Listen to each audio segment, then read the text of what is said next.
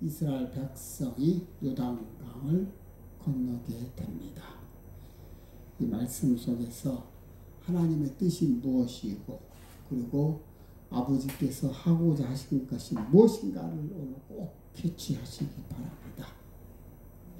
자, 7절을 보니까 여호와께서 여호수아에게 이르시되 내가 오늘부터 시작하여 너를 온 이스라엘의 목전에서 크게 하여 내가 모세와 함께 있었던 것과 같이 너와 함께 있는 것을 그들이 알게 하리라. 자, 그렇습니다. 이 말씀 속에는 하나님께서 이제 요단강을 건너게 하는 그 기적을 세워 보여주시겠다는 거예요. 그렇죠?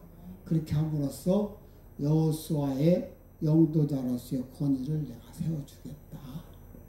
그래서 내가 지금까지 모세와 함께 있었던 것처럼 내가 너와 같이 또 함께 있겠다 하는 거예요.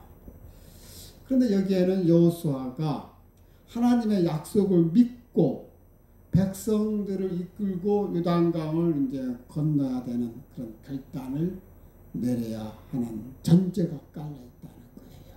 그렇죠? 이것은 여호수아가 반드시 넘어야 할 시험이었던 것이었습니다.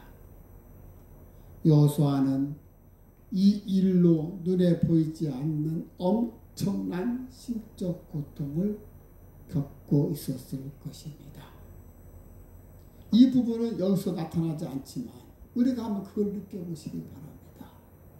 지금 눈앞에는 시퍼런 요단 강물이 굉장히 급하게 흘러가는 그 요단 강물을 쳐다보면서 그리고 이 많은 백성들을 이끌고 저 요단 강물을 건너야 되는데 저걸 어떻게 건널까?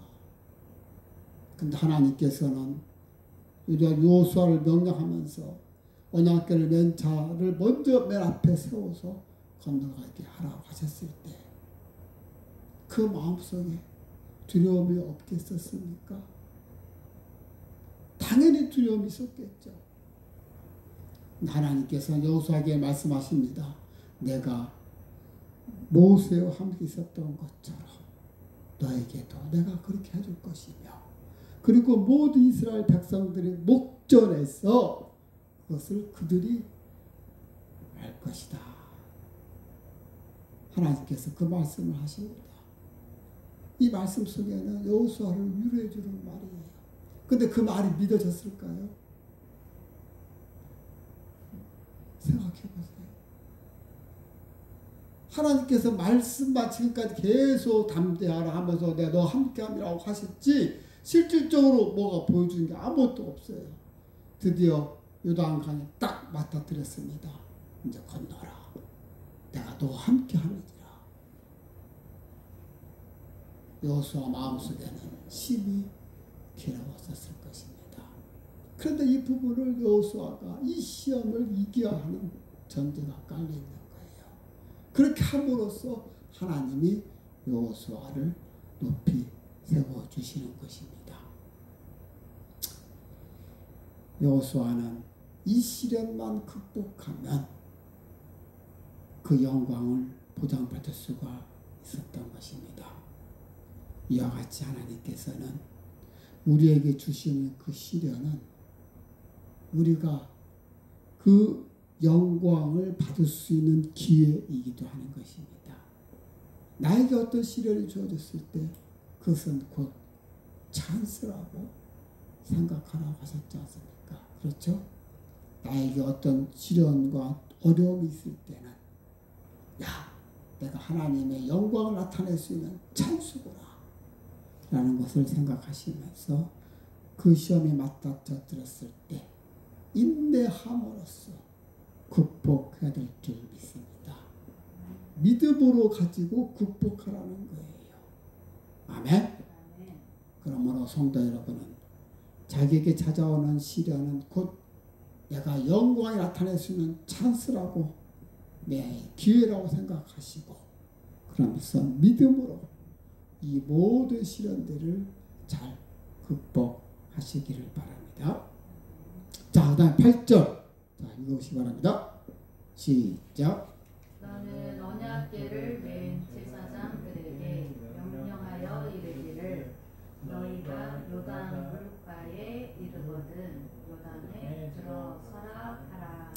자, 하나님께서는 여호수아를 통해 언약궤를 맨 제사장들에게 너희가 요단 강에 이르거든 요단에 들어가라 이렇게 명령하셨습니다. 자, 참고로 한번 15절 가보십시오. 15절 한번 15절 보세요. 15절에 요단이 곡식 거두는 시기에는, 다시 말해 그 요단강에 곡식 거두는 그 시기에는 항상 언덕에 넘치더라. 그렇죠? 그 물이 언덕까지 철렁철렁 넘쳤다는 거예요. 얼마나 물의 양이 많으면 알 수가 있습니까? 그렇죠? 그러니까 지금 제사장들이 들어가라는 그 요단은 잔잔한 쉴만한 물가가 아니에요. 물이 가득 차서 마치 사람을 삼킬 듯한 그런 물인 것입니다. 그런 물에 들어가라고 지금 명령하시는 것입니다. 그래도 그 제사장들은 하나님 명령에 순종해서 그 범람하는 요단강으로 들어갑니다. 자, 그 제사장들이 요단강까지 들어가자 어떻게 됐습니까? 궤를 맨 자들이 요단의 이름에 궤를 맨 제사장들이 발이 물가에 잠기자. 그래요. 요단 강물에 딱 잠기자 흘러내리던 물이 그쳤다라는 거예요. 즉 물이 그치고 사람들이 건널 수 있도록 지금 된 것입니다. 이거 놀랍지 않아요? 기적이 일어난 거예요. 언약궤를 맨 제사장들이 물에 발을 딱 대는 그 순간에 물이 딱 멈춰버린 거예요. 자, 그러면서 강바닥이 마른 땅이 된 것입니다. 어떻게 사람이 강물을 밟자 그 흐르는 강물이 딱 중단하고 그리고 그 바닥이 마른 땅으로 바로 될 수 있습니까? 하는 얘기예요.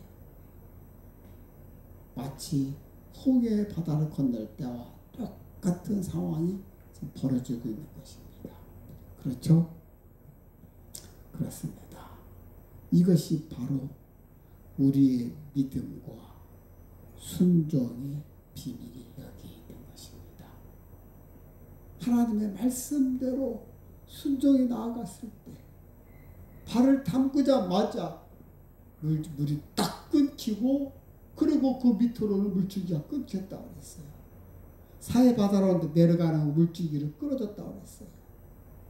그리고 이제 딱 끊겼으니까 한쪽 벽에는 물만 설렁처럼 계속 내려온 물만 가득하고 막아져 있어요. 그러다 보니까 다른 쪽으로 물이 범람해서 가고 있어요. 자, 이런 상황. 거기다가 마른 바닥에는 꼬실꼬실한 마른 땅이 있고 그것이 한순간에 이루어지고 있어요.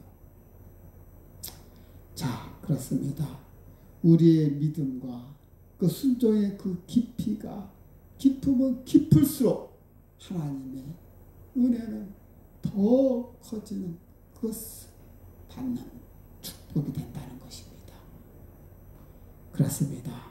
우리가 하나님의 더 큰 은혜를 체험하려면 얕은 물에서 놀 것이 아니라 깊은 은혜의 바다로 나아가야 될 줄 믿습니다.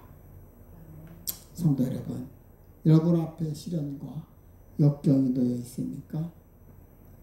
모든 두려움을 떨치고 은혜의 깊은 바다로 나아가시길 바랍니다.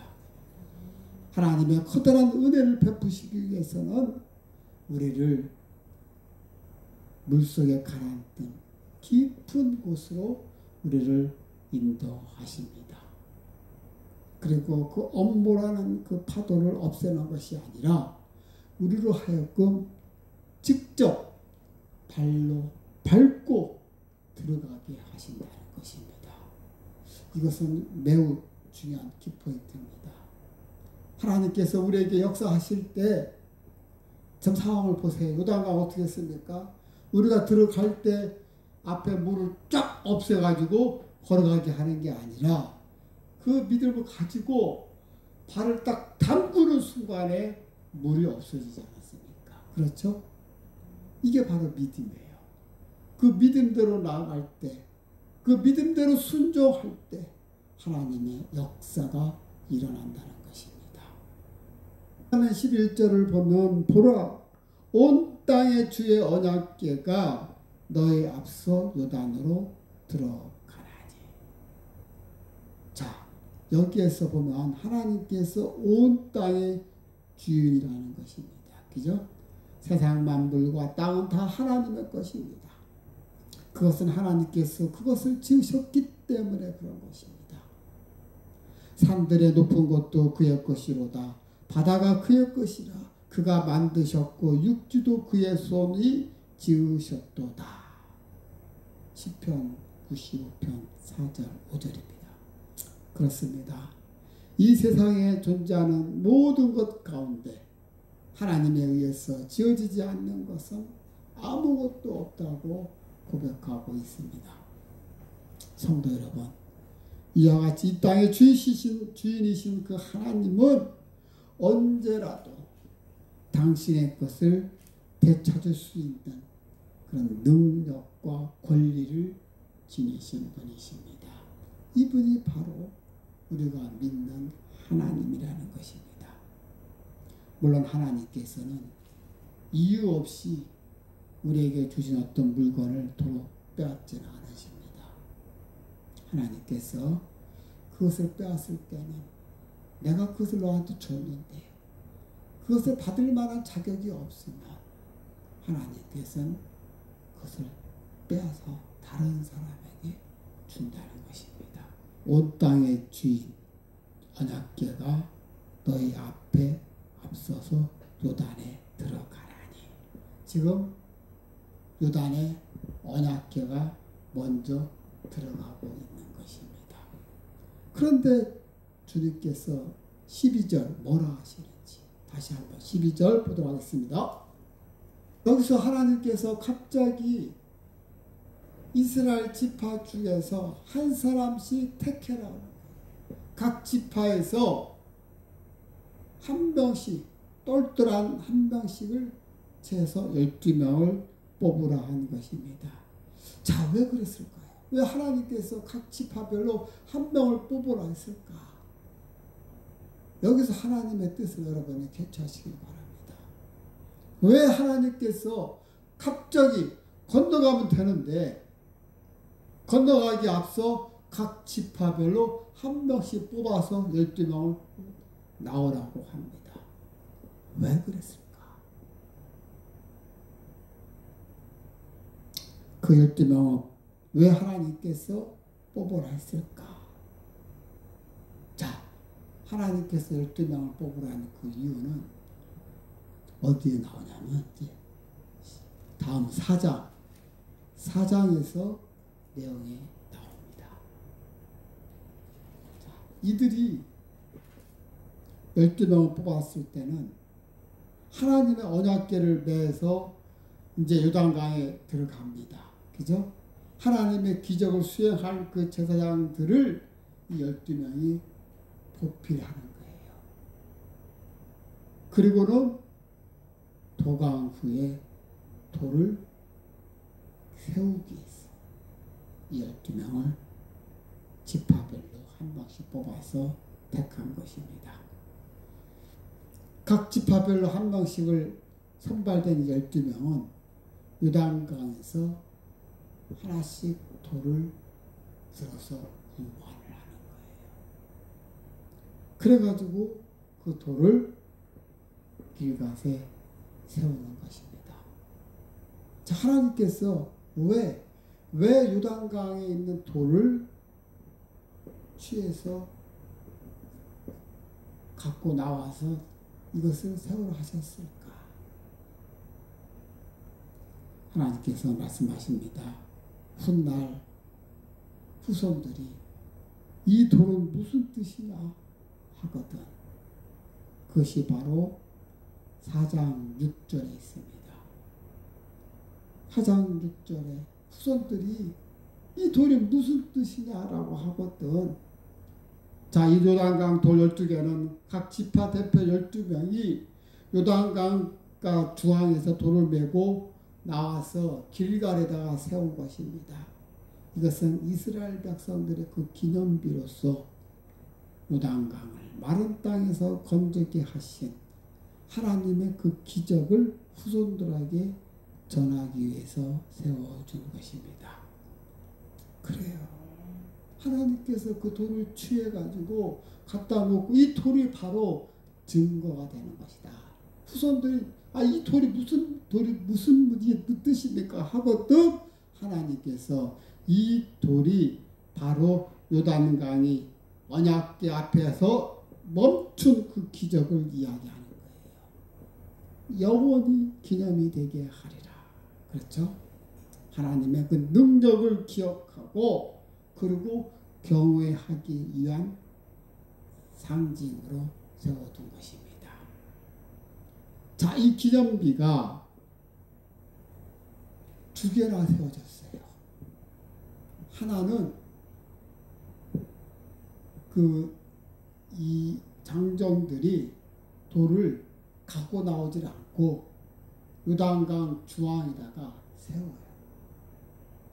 이 바로 수주 기념비를 세웁니다. 간에다가 12개를 쌓아가지고 중앙에 딱 해놔요. 수중에.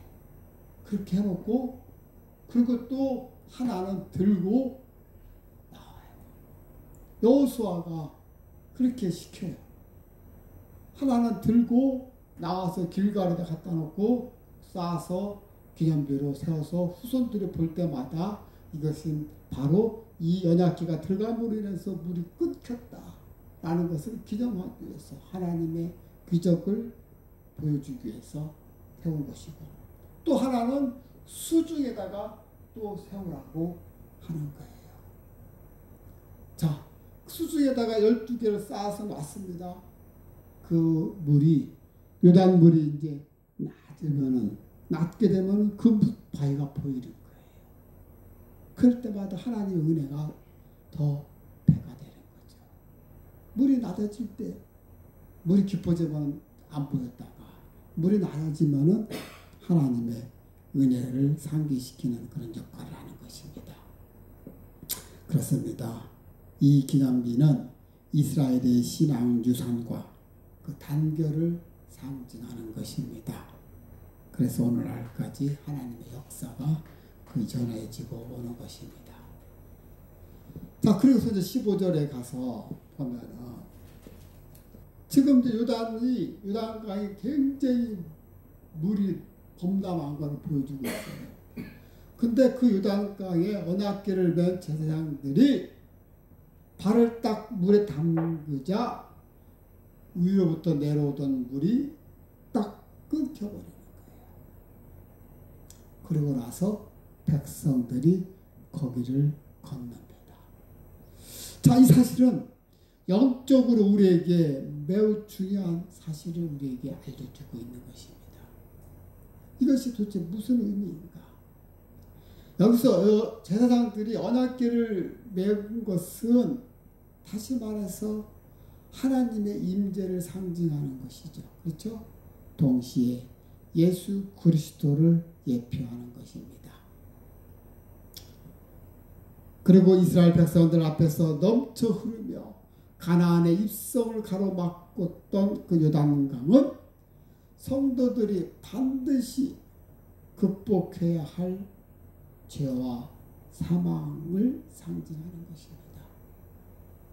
우리가 요단강 가나안에 들어가기 위해서는 반드시 요단강을 건너가야 하는 것입니다. 그렇죠?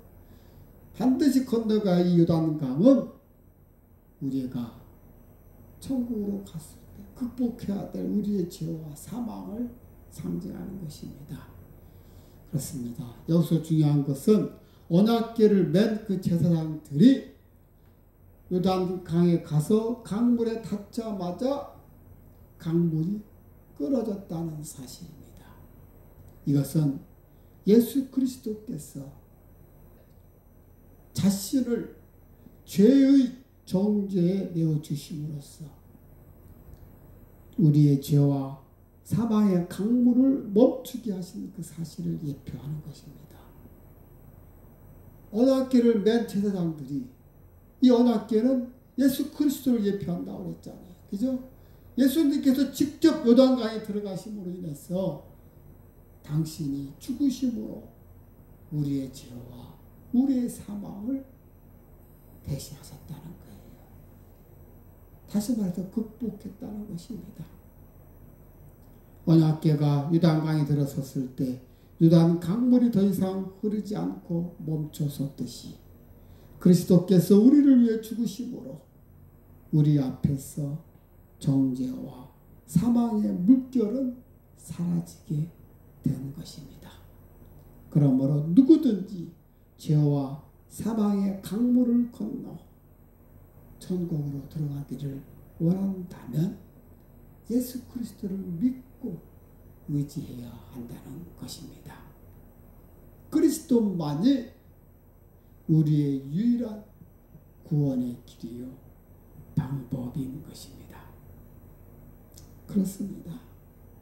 지금 제사장들이 이 언약궤를 메고 요단 강가에 들어갔을 때 그 강물이 엄청나게 내려오던 강물이 갑자기 끊어지는 그런 기적이 일어난 것입니다.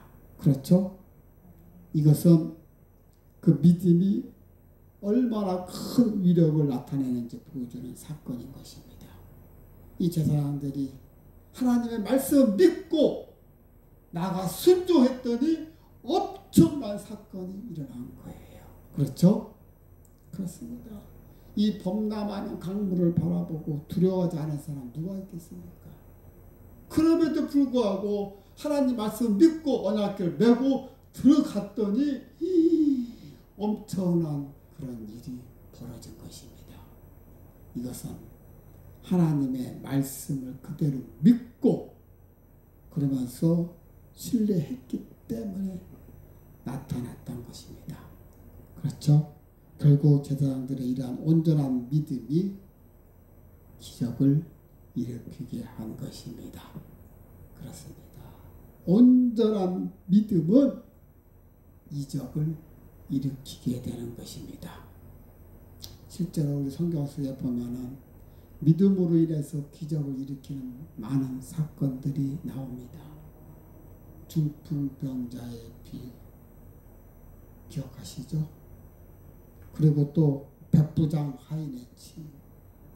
백부장은 자기 하인을 치유하기 위해서 주님 앞에 와서 말씀으로만 낫다고 명령만 해주시면 된다고 주님께서 가신다. 아니 오실 필요 없습니다.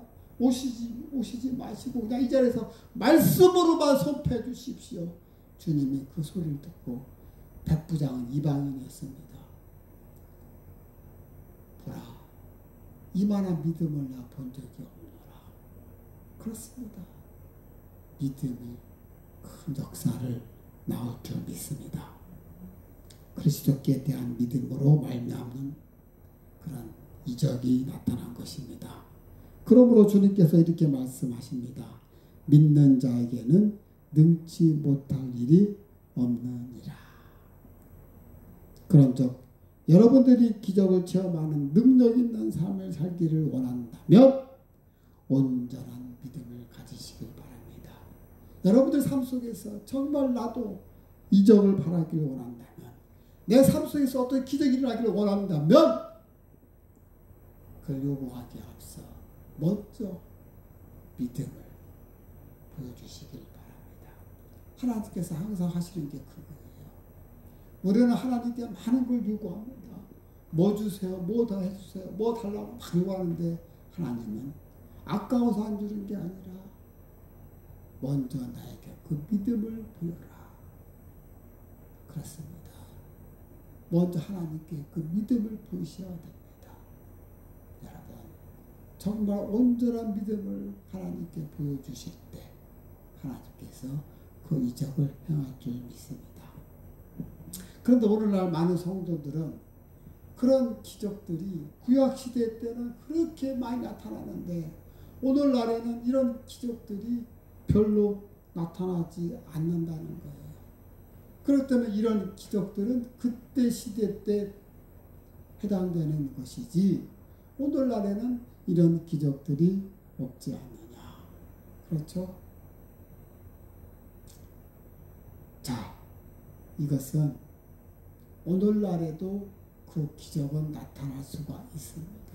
그런데 그러한 믿음, 과거 구약시대 때의 그런 믿음이 오늘날의 그 믿음이 갖고 있지 않기 때문에 기적이 나타나지 않은 것입니다. 하나님께서는 오늘날도 살아 역사하십니다. 동일하게 어떤 문제를 우리가 성도들이 주님 앞에 나아갈 때 기적을 베풀어 주시는 동일하신 하나님이십니다. 그렇습니다. 문제는 성도들의 믿음에 있다는 것입니다. 오늘날 하나님의 이적이 적게 나타난 그 이유는 성도들의 믿음이 과거에 비해서 떨어졌기 때문에 하나님의 기적이 적게 나타나는 것입니다.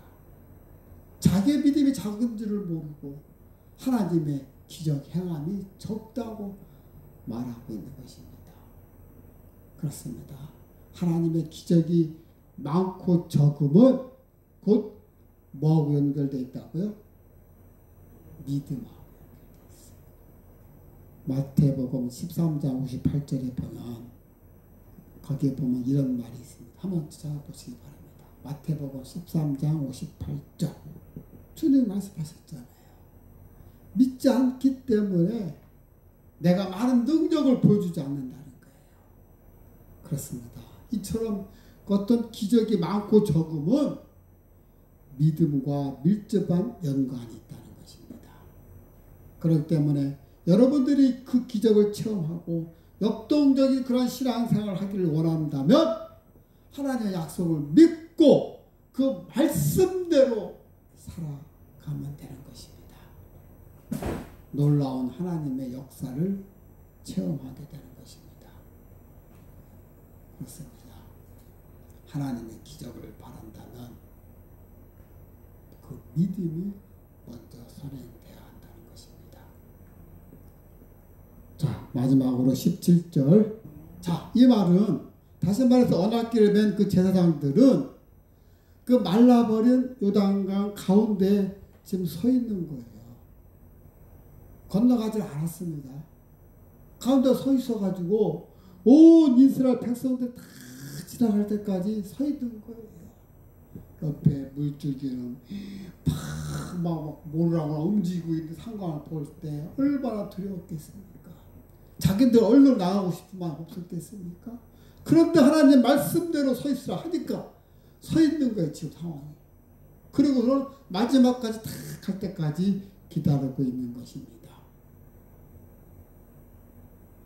이스라엘 백성들이 요단강을 건너는 그 과정을 보면은 그들은 완전히 예상을 뒤엎고 아주 편안한 상태에서 마른 땅으로 지금 강을 건너고 있는 거예요. 자, 그런데 이스라엘 백성들이 이처럼 요단강을 편안하게 건널 수 있었던 것은 그들이 강을 다 건너기까지 언약궤를 메고 점점 쌓여져 가고 있는 그 흉흉한 물결을 바라보면서도 흔들리지 않고 굳건히 서 있는 그 제사장들이 수고가 있었기 때문에, 그 헌신이 있었기 때문에, 그 흔들리지 않는 그 믿음이 있었기 때문에 가능한 일이었던 것입니다. 이 제사장들이 보이지 않는 손길이 거기에 있는 것입니다. 그러므로 사랑하는 성도 여러분, 마음을 굳게 하시기 바랍니다. 심지가 견고해야 됩니다. 우리는 이미 하나님을 향한 그 믿음으로 요단의 한가운데 굳게 섰던 제사장들과 같이 만세 반석 되신 예수 그리스도 위에 있는 자들인 것입니다. 그렇기 때문에 두려워할 게 뭐가 있겠습니까? 만일 우리가 그 반석 위에 서 있지 않는다면 우리는 흔들리고 결국은 넘어지게 될 것입니다. 그렇지만 그 반석 위에 우리가 겉돌이 서 있게 된다면 우리가 넘어지거나 내 마음이 요동칠 이유가 없다는 것입니다. 마음을 굳게 하시길 바랍니다. 주께서 평강으로 우리를 인도하신다는 것입니다. 자, 그런데 여기서 가만히 보면은요, 그 16절 마지막에 보세요. 물은 온전히 끊어짐에 백성이 여리고 앞으로 바로 건널세. 지금 요 대목이 딸랑 나왔어요. 지금 백성들이 건너는데 어디 앞으로 건넌다고요? 여리고에 가장 가까운 그 앞으로 건너고 있어요. 자, 이 광경이 여리고에 있는 모든 사람들이 이 광경을 보고 있을까? 안 보고 있을까? 다 보고 있는 거예요. 지금 이들은 지금 주로 떨고 있는 거예요. 기적이 일어났죠. 다리단강 물이 딱 끊겼죠. 그들이 우리를 향해서 걸어오고 있으니 그래서 얘네들 우리가 여리고를 쉽게 점령할 수 있었던 것은 이들은 싸울 힘이 없었어요. 싸울 그런 용기가 없었던 거예요. 그러니까 물을 굳게 닫아놓고는 발발발발 떨고 있는 거예요. 이미 제압을 한 것이죠. 자, 이미 그들은 출애굽해가지고 나올 때부터 그리고는 가나안 땅으로 온다는 소식을 들은 거예요.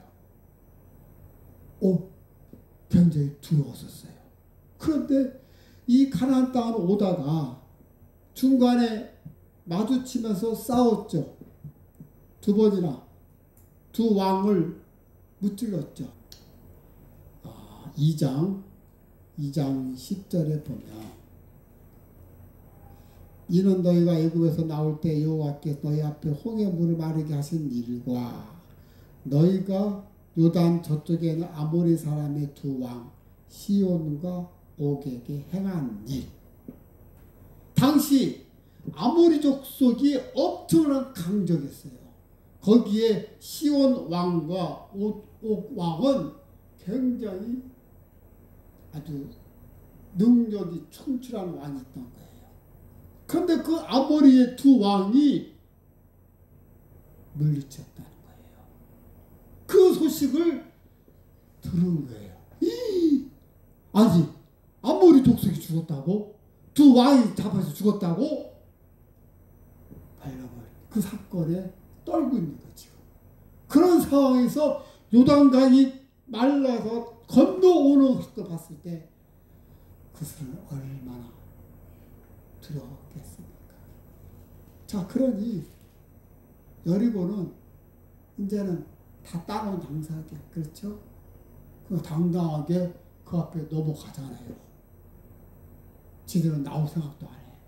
만약에 여리고에 있는들이 저들을 가볍게 봤다면 저 요단 강이 건너올 때 치면 되거든요. 그죠? 근데 그 생각 안 하잖아요. 오히려 후퇴해서 문을 꼭 닫아놓고는 가만히 살펴보고 있잖아요. 자, 이 대목 한 줄만 나와 있지만 여리고 앞으로 바로 건널세. 이미 여리고에 있는 여리고 족들은 이미 그 사건으로 인해서 엄청나게 지금 불안에 떨고 있다는 것입니다. 사랑하는 레마 가족 여러분, 이스라엘 백성들은 하나님의 은총으로 마른 땅이 된 요단강을 여호수아의 영도와 제사장들의 그 헌신과 그 봉사로 통해서 건너갔습니다. 그것은 돌이킬 수 없는 강을 건넌 것과 똑같습니다. 요단을 건넜다는 것은 가나안 전투에서의 승리 아니면 죽음을 선택하는 것과 같습니다. 죽음을 각오하고 전투에 임하겠다는 필사의 각오를 보인 것입니다. 여러분, 이것이 오늘 우리 성도들이 취해야 할 바른 자세라는 것입니다. 예수를 믿는 우리는 더 이상 돌아갈 길이 없습니다. 우리에게는 사탄 마귀하고 온 문제와 힘껏 싸워서 하나님의 나라를 차지하는 것밖에 없습니다. 그것은 필사의 각오를 우리에게 요구하고 있는 것입니다. 요단강을 건넜던 이스라엘과 같이 결연한 마음의 태도를 가지셔야 한다는 것입니다.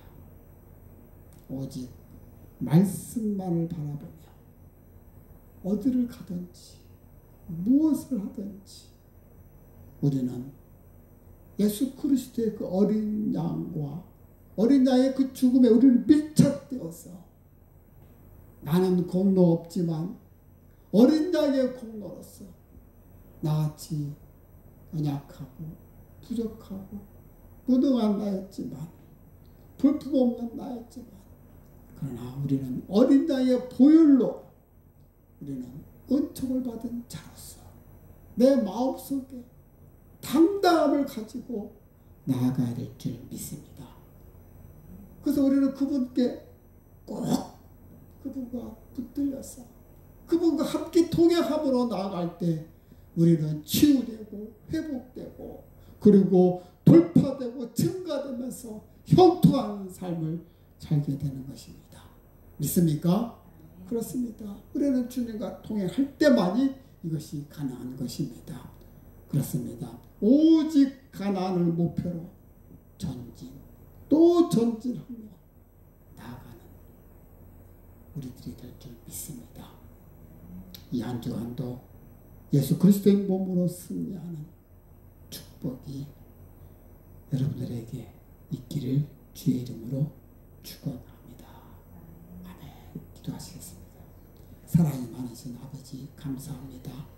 오늘 말씀 속에서 주의 말씀대로 순종하며 나아갔던 제사장들의 그 헌신 속에서 무사히 요단강을 건너는 모습을 보았습니다. 하나님, 흔들리지 않는 믿음을 저희들에게 허락하여 주시옵소서.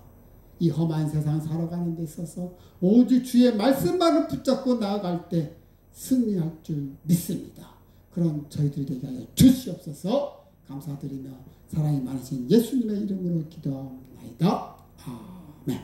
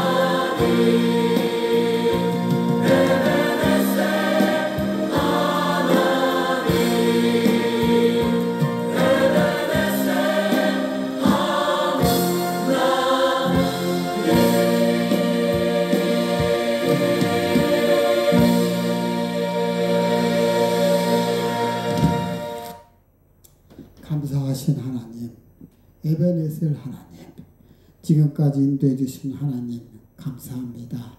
오직 주님만 말씀만을 붙잡고 나가는 우리의 믿음이 되게 하여 주시옵소서.